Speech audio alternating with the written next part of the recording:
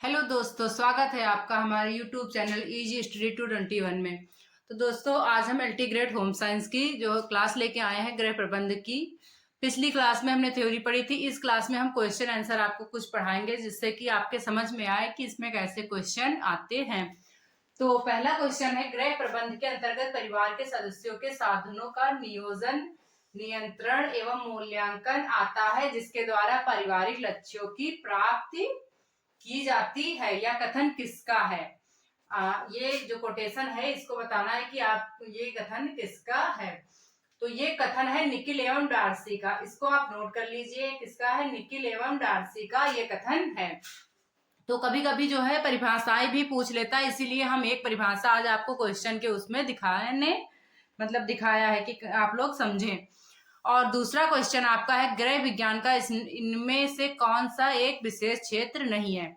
जैसे कि चारों क्षेत्र लिखे हैं, वस्त्र डिजाइनिंग हो गया, और खाद्य एवं पोषण हो गया, स्वास्थ्य देखभाल हो गई, आंतरिक डिजाइनिंग हो गई। तो एक ऐसा क्या है जो गृह विज्ञान विषय के अंतर्गत नहीं आता है? तो वो हो गया आंतरिक डिजाइन। क्या हो गया? आंतरिक डिजाइन। देखो, वस्त्र डिजाइनिंग तो आती ही आती है गृह विज्ञान में, और खाद्य एवं पोषण भी आता है, स्वास्थ्य एवं देखभाल भी आती है, और नहीं आता है तो क्या है? आंतरिक डिजाइन। क्यों नहीं आती? क्योंकि गृह विज्ञान में आंतरिक डिजाइन एक विशेष क्षेत्र के अंतर्गत नहीं आता। बाकी वस्त्र डिजाइनिंग, खाद्य और पोषण, स्वास्थ्य देखभाल, प्रसार, शिक्षा, गृह प्रबंध आदि इसके अंतर्गत आते हैं। तो आपको ये भी जानना जरूरी है कि गृह विज्ञान विषय के अंतर्गत कौन कौन से क्वेश्चन आते हैं और कौन से नहीं आते हैं। अब अगला देखिए, ये आपका तीसरा क्वेश्चन हो गया, टर्सल प्रयास क्या है?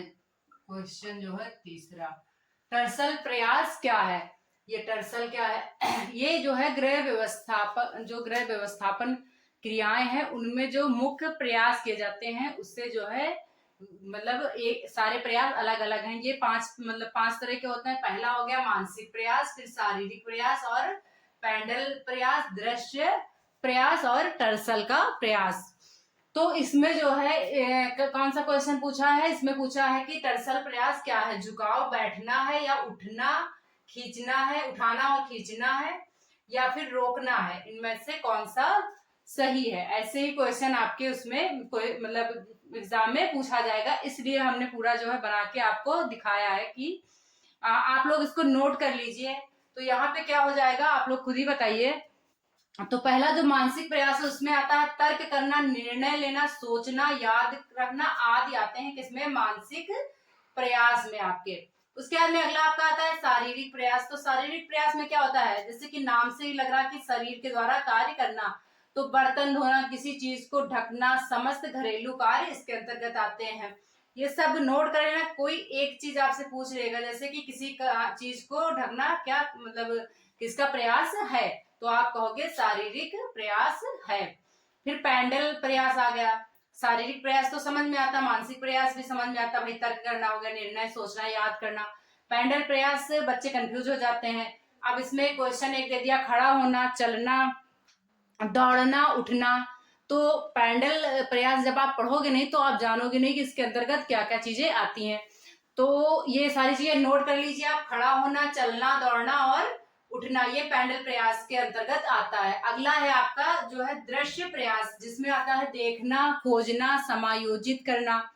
दृश्य जैसे सुनने में ही दृश्य, कोई चीज देखना, और खोजना देख के ही खोजेंगे ना, और उसको समायोजित करना। अगला है टर्सल का प्रयास। तो टर्सल के प्रयास में सबसे पहला पॉइंट दिया है वो है झुकना। ये झुकना, बैठना, खेती बाड़ी का काम करना, फसल काटना, ये सब टर्सल के प्रयास के अंतर्गत आता है। अब जैसे क्वेश्चन पूछ लिया गया झुकाव और बैठना और उठना खींचना, तो अब उसमें उठाना खींचना, तो उसमें क्या दिखा रहा है? झुकाव और बैठना दिखा रहा है। तो आपका पहला आंसर ए नंबर जो है सही हो जाएगा, झुकाव और बैठना। तो ये आपका पूरा है, ये आप नोट कर लीजिए, जिससे कि कोई भी इससे क्वेश्चन आए तो आप आसानी से कर पाएंगे। अब आप अगला देखिए। तो 4 नंबर क्वेश्चन, निर्णय लेने की प्रक्रिया को प्रभावित करते हैं। जब आप निर्णय लेते हैं तो उसमें जो कौन सी चीज आपको प्रभावित करती है? तो पहला हो गया लक्ष्य एवं मूल्य, दूसरा हो गया रहन सहन का स्तर, और तीसरा आवास स्थिति, और डी नंबर हो गया परिवार के सदस्य। इनमें से कौन सी चीज आपको निर्णय लेने पे मतलब मजबूर मतलब प्रभावित करती है, मतलब कि आप निर्णय नहीं ले पाते हैं? इन सब चीजों में से कौन सी ऐसी चीज है जो आपको निर्णय लेने में बाध्य होती है? तो आवास स्थिति से तो हमारा कोई मतलब भाई जहाँ चाहे जिस स्थिति में हम रहे हमें निर्णय तो लेना ही पड़ता है। रहन सहन की स्थिति स्तर का भी फर्क हमें नहीं पड़ता, परिवार के सदस्य का भी फर्क नहीं पड़ता। जो मेन प्रक्रिया प्रभावित करती है वो है लक्ष्य एवं मूल्य।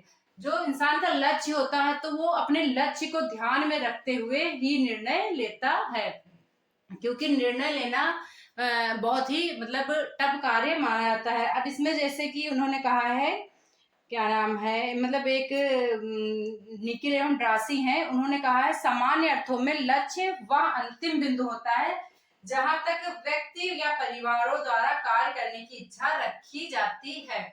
तो क्या होता है लक्ष्य वह, मतलब इन्होंने कहा है कि लक्ष्य वह अंतिम बिंदु होता है जहां पे परिवार और मतलब और सबकी जो है इच्छा रखी जाती है। और परिवार, अगर हम सरल शब्दों में कहें तो व्यक्ति के जो मतलब मूल्य होते हैं उन्हीं के आधार पर वह निर्णय लेता है। साथ ही ये निर्णय भी व्यक्ति के मूल्यों को प्रभावित करते हैं। मूल्य मतलब जो लक्ष्य आपका है, जो मूल्य आपके हैं, उसी से तो आप निर्णय लोगे, उसी मतलब तो मतलब ये बात ध्यान में रखिए कि हमारे लक्ष्य के द्वारा ही हम जो लक्ष्य हैं, जो मूल्य हैं, उन्हीं के द्वारा हम निर्णय ले सकते हैं। अगला क्वेश्चन आपका 5 नंबर है, व्यवस्था की संगठन प्रक्रिया को सही क्रम में लगाइए। जो ये व्यवस्था की संगठन प्रक्रिया है जो उसको हमें क्रम में लगाना है। जैसे पहला हो गया गतिविधियों का समूह बनाना, गतिविधियों का अभिप्राय तथा वर्गीकरण करना, तीसरा हो गया सत्ता को सौंपना, और चौथा हो गया कार्य को सौंपना, पांचवा है ई नंबर तालमेल करना। तो इसको हमें मतलब ये क्रम जो है इसका ये ठीक नहीं लगा हुआ, तो इसको हमें ठीक लगाना पड़ेगा। मतलब सबसे पहले हमारा क्या आएगा, तो इधर हमने आंसर लिख दिया है ये, तो सबसे पहले हमारा बी नंबर आएगा। सबसे पहले होगा गतिविधियों का अभिप्राय तथा वर्गीकरण करना, फिर आएगा ए नंबर, दूसरे नंबर पे गतिविधियों का समूह बनाना। सबसे पहले हम गतिविधियों का अभिप्राय और वर्गीकरण करेंगे, उसके बाद में उसका समूह बनाएंगे, फिर आता है आपको कार्य सौंपना, मतलब किसको क्या कार्य देना है, ये तीसरे नंबर पर आपका आएगा, और फिर आएगा आपका सत्ता को सौंपना। कार्य सौंप दिया, फिर हमने सत्ता को सौंप दिया कि ये मतलब व्यवस्था, ये संगठन प्रक्रिया आपको देखनी है। अंत में आता है आपका ई नंबर तालमेल करना, मतलब कैसे क्या संभालना है, ये अंत में तालमेल आ जाएगा। तो ये आप लोग नोट कर लीजिएगा। ऐसे ही क्वेश्चन आपके आते हैं जिसमें मतलब सीरियल वाइज लगाना ही लगाना पूछ लेते हैं। तो ये कुछ क्वेश्चन मतलब ऐसे हम लेके इसलिए आए कि आप लोग समझो कि क्वेश्चन कैसे आते हैं। अगला है प्रबंध प्रक्रिया का प्रथम चरण है, 6 नंबर क्वेश्चन है, प्रबंध प्रक्रिया का प्रथम चरण है। ये 4 लिखे, इसमें जो है जो प्रबंध है इसका प्रथम चरण कौन सा है। जैसे निर्देशन हो गया, क्या आप सबसे पहले निर्देश दोगे, या फिर सबसे पहले जांच करोगे, या फिर नियंत्रण करोगे, या नियोजन करोगे? तो सबसे पहले हम नियोजन करेंगे, क्योंकि नियोजन के द्वारा जो है व्यवस्थापन प्रक्रिया मतलब जो व्यवस्था होती है उसको दिखाता है। तो व्यवस्थापन प्रक्रिया का ये प्रथम चरण होता है, तो इसका नियोजन सही हो जाएगा। इसमें क्या होता है, अत्यधिक निर्णय लिए जाते हैं जो है इसमें नियोजन में, जो भी पारिवारिक क्रियाओं, साधनों और परिवर्तित पारिवारिक मांग के संदर्भ में लिए जाते हैं। योजना को लंबे समय तक व्यवस्थापन का जो है पर्याय माना जाता है। व्यवस्थापन और नियोजन मतलब ये दोनों जो है एक ही अर्थ है, निकलता है दोनों से। तो जैसे नियोजन नहीं समझ में आता तो आप व्यवस्थापन समझिए।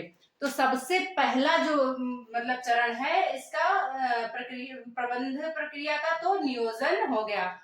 बच्चों आज के लिए इतना ही, बाकी क्लास कैसी लगी जरूर बताइएगा कमेंट में, और लाइक शेयर सब्सक्राइब करिए जिससे कि अधिक लोगों तक मेरी क्लास पहुंचे। धन्यवाद।